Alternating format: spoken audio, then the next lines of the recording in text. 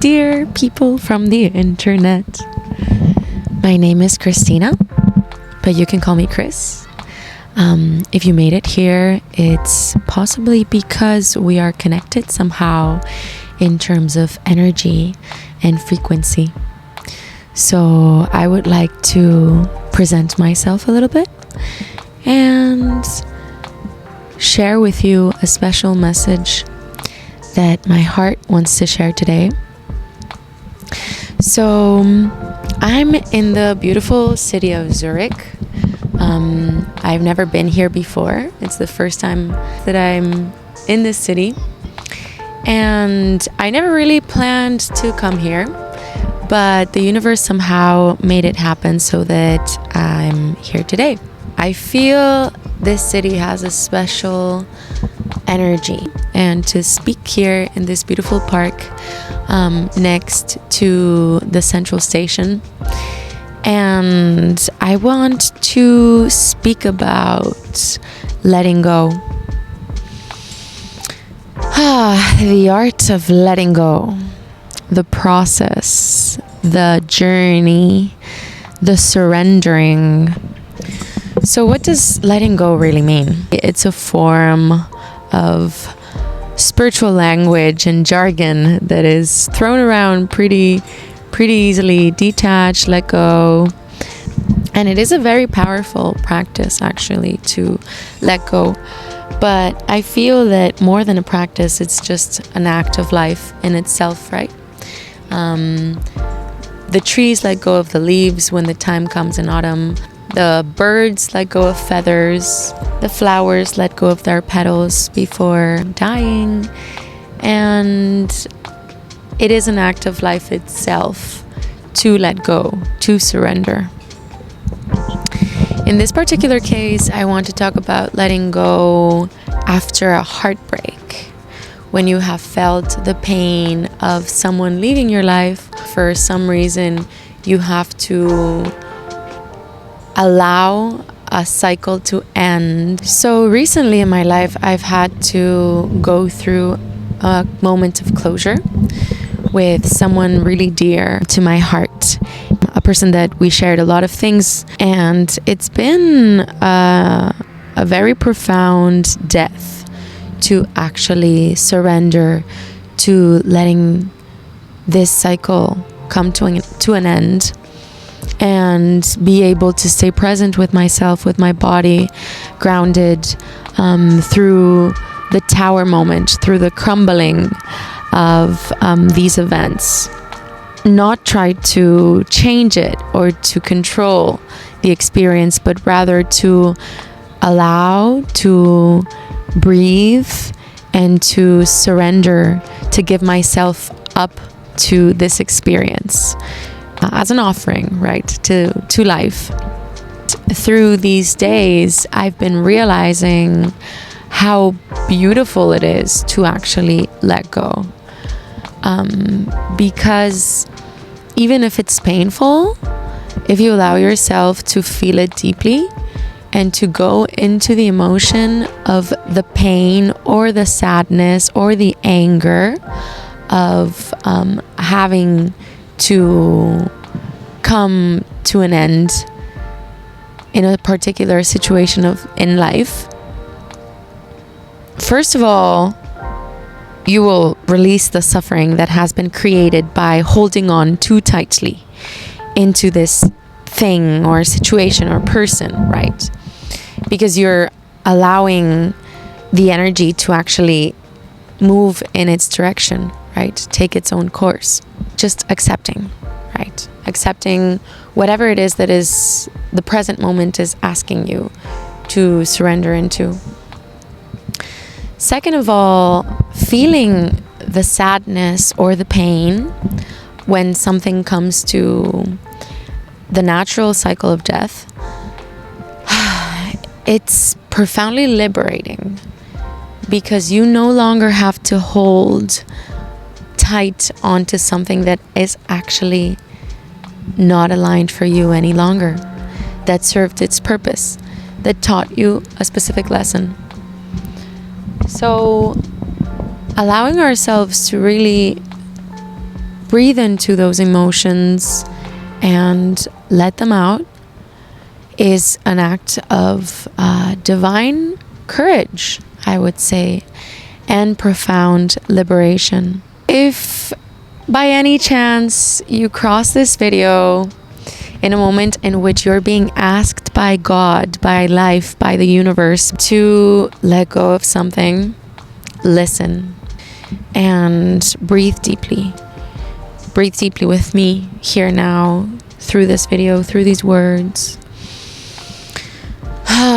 Come to terms with the fact of accepting the present just the way it is, because there is perfection in the present, even if our human minds not always comprehend the level of that perfection. But the experience that we go through as humans in totality is the cycle of death and rebirth.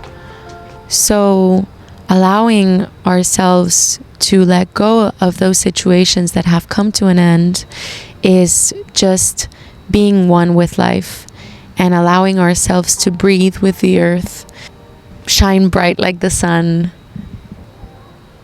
witness the beauty of the simultaneity of life and death being a symbiotic process.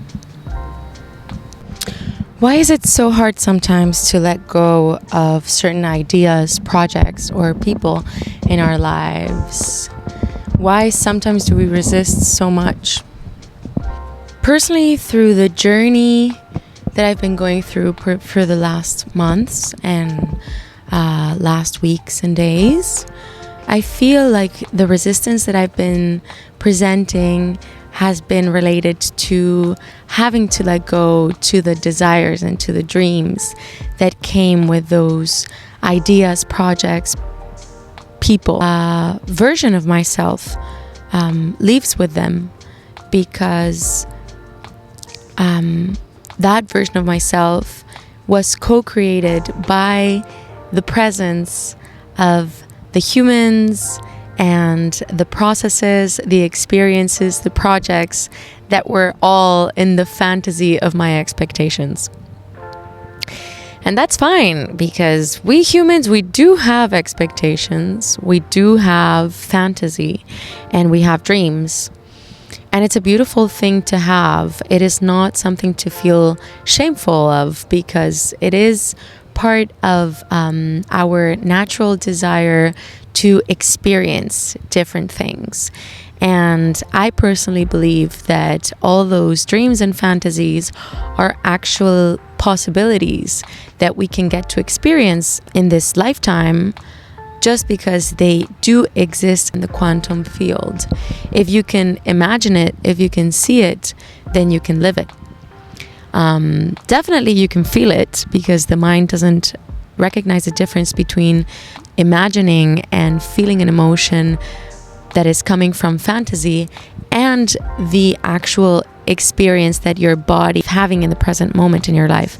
So with that said, I feel like sometimes fantasy is either idealized as visualizing our lives as the only thing that matters, or for the contrary, seen as maybe something to not live too much, because then you have your head on your clouds, in the clouds, and you're not grounded, right? So, as everything in this world and the whole polarity that being human brings together, I feel it's a dance that we should just try and dance with. Dance with the dreams that you have. Dance inside of your heart with them, right? What it is from these dreams that you really want. Is it love? Is it acceptance? Is it being seen? Is it being felt? Is it sharing a message? Is it expressing who you truly are? Is it connection? Is it community? What is it that you want from these dreams? What is the core emotion or need that there is behind those dreams. And on the other side, witnessing the present, witnessing what you have already right here, right now, in front of your eyes. What is needed for you to experience? So the dance in between realities and emotions and feelings is a dance that you're doing with your soul, and that you're able to talk to God through this dance. And what are the risks of dreaming too much? If you speak astrology, I have a moon and a rising in Pisces, which is a literal translation to a dreamer. It can be a beautiful thing, but sometimes it can also be a way to escape reality. It can be ungrounding as well, because disappointments, coming back to the truth of people without your expectations of them, is a challenging pain to go through, because you have to remember again and again that not everybody is going to live up to your expectations, because it's not their obligation. Even if your expectations are basically seeing their greatest potential, everyone has their journey. Everyone is in their present moment, and it's not up to anyone else to choose and to judge or blame what choices we all make in our lives in order to fulfill this potential, to express our beings in different ways, right?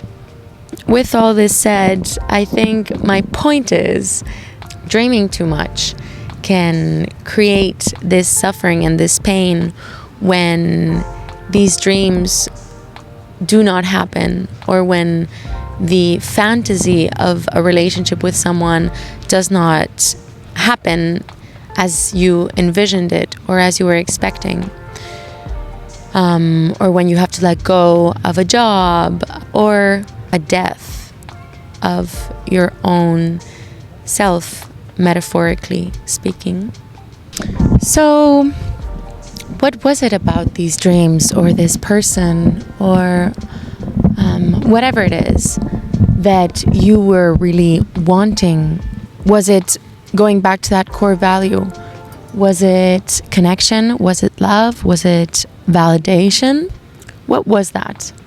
And try to bring it back, because even if we let go of certain things that hold those core frequencies as the engine to bring forward these desires to life in relationships and in other expressions and art forms, if you bring back that core desire and you keep it in your body as a way to remember what it is that you are truly asking God, Source, the universe, life, creation, what is it that you're really asking for? Are you asking for permission to be yourself by someone else acknowledging your true essence? Are you asking for love from someone else to give it to you? Are you asking for purpose or mission by projecting it into a specific thing outside of yourself? And in these last days, going back and forth, allowing myself to really feel it all, crying because my water moon just makes me cry like a baby.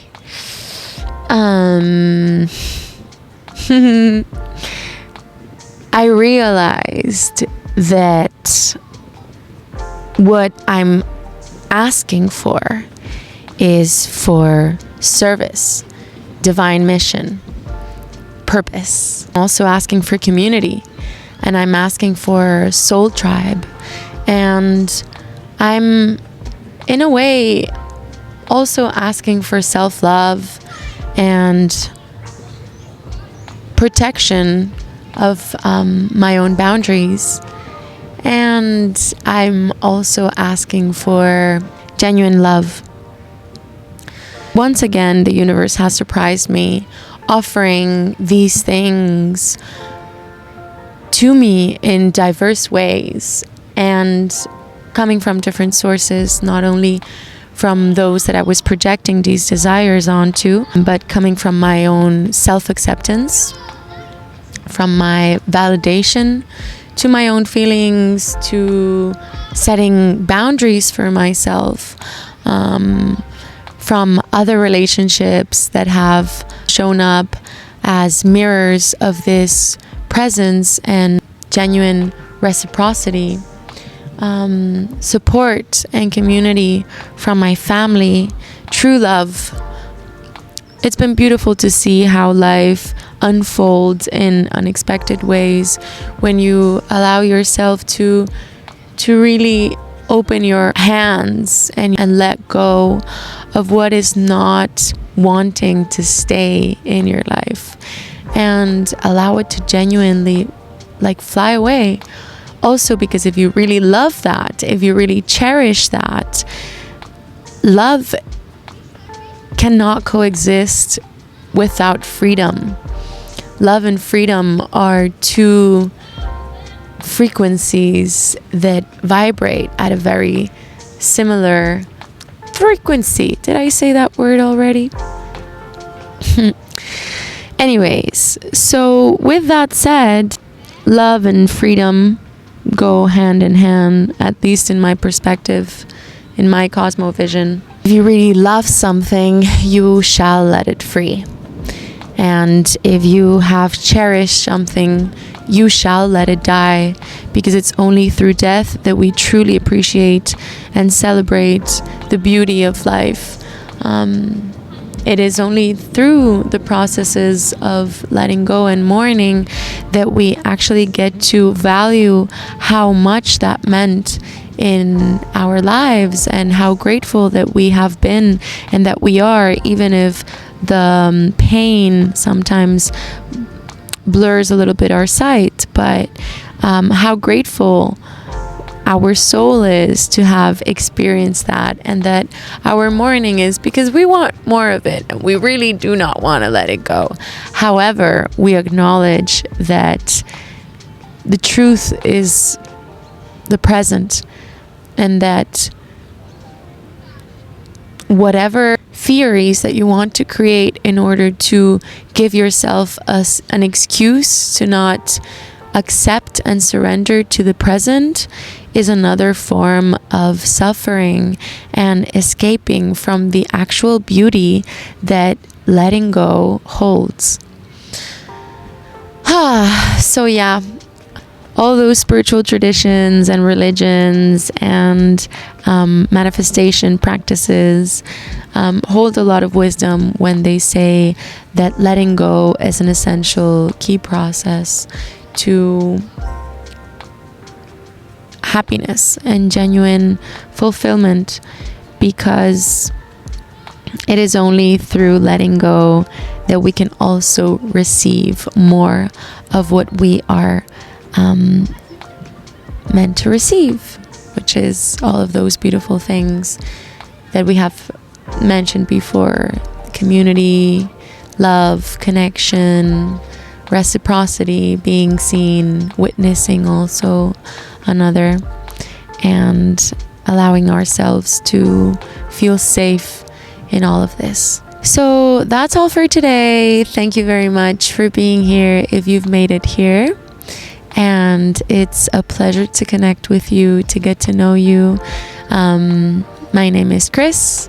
This is the walk of my soul that I'm sharing with you, tiny little reflections through the inner journeys of what it means to live as a conscious human in the 21st century, in such an interesting century to be alive, so challenging, and also so filled with gifts and opportunities. So I hope that we're able to see the whole spectrum of it and hug it unconditionally with our big hearts and souls, and to bring it all back home. Mwah.